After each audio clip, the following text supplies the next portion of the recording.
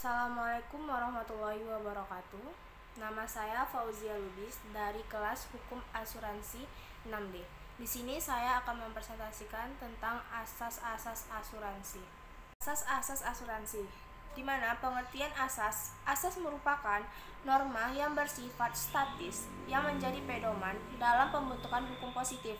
Artinya, setiap perjanjian asuransi dan perundang-undangan asuransi selayaknya tidak boleh bertentangan dengan asas-asas perjanjian asuransi. Sehingga, dalam praktik bisnis, asuransi harus sesuai dengan asas dalam asuransi. Asas asuransi yang pertama yaitu asas indemnitas.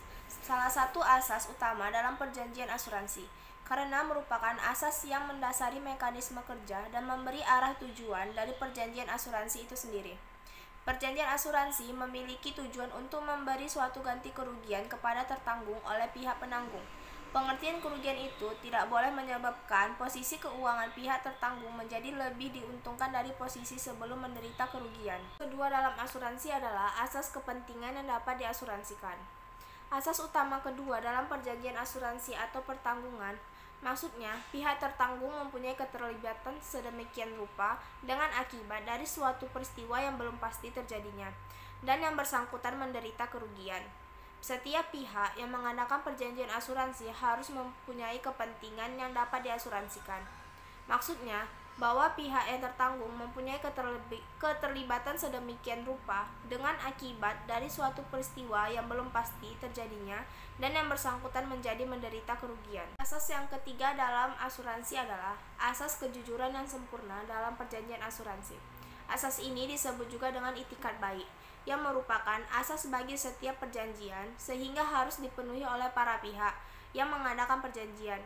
Tidak dipenuhinya asas ini pada saat akan menutup suatu perjanjian akan menyebabkan adanya cacat kehendak. Itikat baik merupakan suatu dasar utama dan kepercayaan yang melandasi suatu perjanjian dan hukum pada dasarnya yang juga tidak melindungi pihak yang beritikat buruk. Asas keempat dalam asuransi adalah asas subrogasi bagi penanggung. Asas subrogasi bagi penanggung meskipun tidak mempengaruhi sah atau tidaknya suatu perjanjian asuransi perlu dibahas, karena merupakan salah satu asas perjanjian asuransi yang selalu ditegakkan pada saat-saat dan keadaan tertentu. Dalam rangka menerapkan asas pertama perjanjian asuransi, ialah asas indemnitas. Sekian dari hasil presentasi saya ucapkan terima kasih. Wassalamualaikum warahmatullahi wabarakatuh.